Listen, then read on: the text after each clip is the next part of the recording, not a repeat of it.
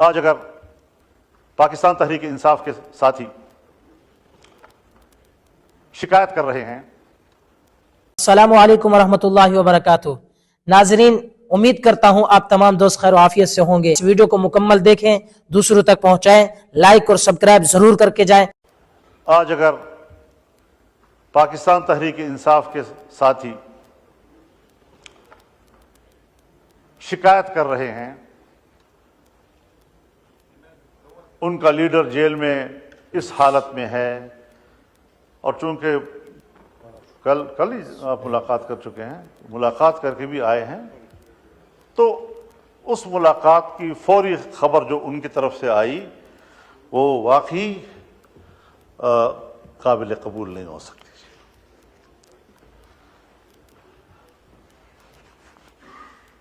جلسے اجتماعات وہ ایک جمہوری حقوق ہیں، اگر جمہوری حقوق میں کے دائرے میں کوئی فیصلہ کرتا ہے، جلسہ کرتا ہے، اس کو جلسے کا حق ہے۔ لیکن میں ایک بات واضح کر دینا چاہتا ہوں کہ اگر میاں نواز شریف صاحب پر ظلم ہوتا ہے، میاں شہباز شریف صاحب پر ظلم ہوتا ہے،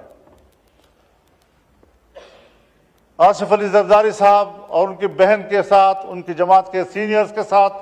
زیادتی اور ظلم ہوتا ہے، اور میں ان کے ساتھ شانہ بشانہ کھڑا ہوں، ان کے خلاف ہونے والے ہر قدم پر میں نے فرنٹ لائن پر لڑائی لڑی ہے، اگر میں اس وقت آپ کے اوپر ہونے والے مظالم میں آپ کے شانہ بشانہ تھا تو میں آج بھی عمران خان پر ہونے والی سختیوں کی مذمت کروں گا۔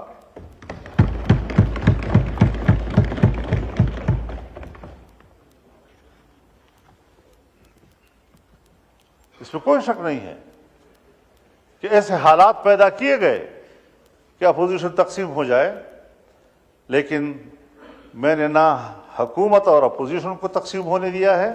اور نہ اپوزیشن کو آپس میں تقسیم ہونے دیا ہے، اور نہ پیپلز پارٹی اور مسلم لیگ کو آپس میں تقسیم ہونے دیا ہے۔ میں نے پیپلز پارٹی سے بھی، بلکہ حکومت سے بھی درخواست کی تھی کہ آپ یہ مسودہ شنگھائی کوآپریشن کانفرنس کے بعد کریں۔ میں نے پی ٹی آئی سے بھی درخواست کی تھی کہ ان دنوں میں آپ کسی قسم کا کوئی مظاہرہ نہ کریں۔ کیوں؟ باہر سے مہمان آ رہے ہیں، مہمان ویسے بھی قابل قدر ہوتا ہے، گھر میں بھی اگر بھائیوں کے اندر اور عزیزوں کے اندر میں تھوڑی سی کوئی خلش ہوتی بھی ہے تو بھی جب مہمان آتا ہے تو وہ مل کر اس کی خدمت کرتے ہیں، اس کی عزت کرتے ہیں، تو پھر گھر کے داخلی اختلافات اور ناراضگیاں بھول جاتے ہیں۔ یہ ہمارے معاشرے کا اساس ہے، اور میں نے اسی بنیاد پر یہ بات کہی تھی۔ میں شکر گزار ہوں جناب شہباز شریف صاحب کہ آپ نے اس مسودے کو ان دنوں میں اس پر کام کرنا چھوڑ دیا اور اس کو مؤخر کر دیا تھا۔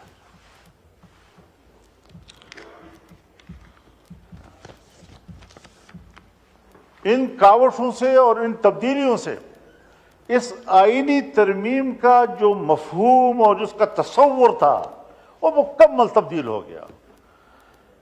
ابتدائی مسودے کا تصور بالکل مختلف تھا، اور اب جو چیز ہم پاس کر رہے ہیں اس کا تصور اس سے بالکل مختلف ہے، اور اس صورت میں ہمیں کسی قیمت پر قابل قبول نہیں تھا، اور آج ہم متفقہ طور پر اس کو دستاویز بنا کر اسمبلی سے پاس کرانا چاہتے ہیں، پارلیمنٹ سے پاس کرانا چاہتے ہیں۔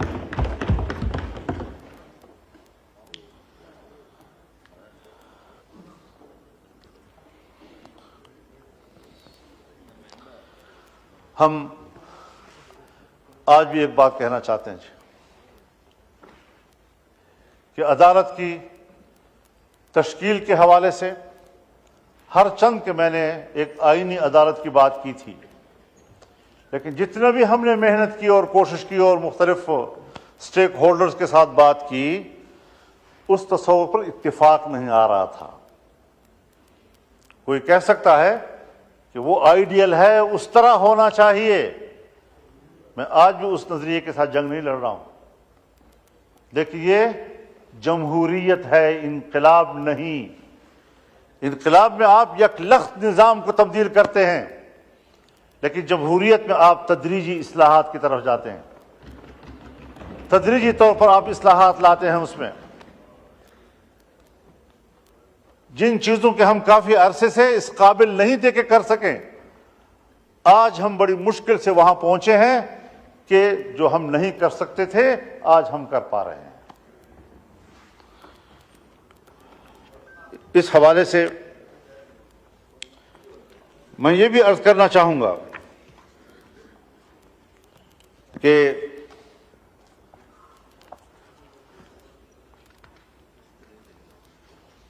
پارلیمنٹ کو ایک بہت بڑا شرف حاصل ہو رہا ہے، اس پورے پارلیمنٹ کو ایک شرف حاصل ہو رہا ہے، اور پوری پارلیمنٹ جو اسلامی جمہوریہ پاکستان کی پارلیمنٹ ہے، اور پاکستان کے عوام جس کی اکثریت مسلمانوں کی ہے، جو دو قومی نظریے کی بنیاد پر مارد وجود میں آیا تھا، اور آج وہ فیصلہ دے رہی ہے کہ 2028 کے بعد ملک کے اندر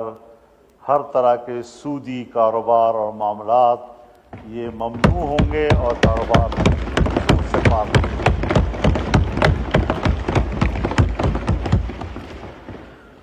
یہ آج بہت بڑا فیصلہ ہم نے کیا ہے،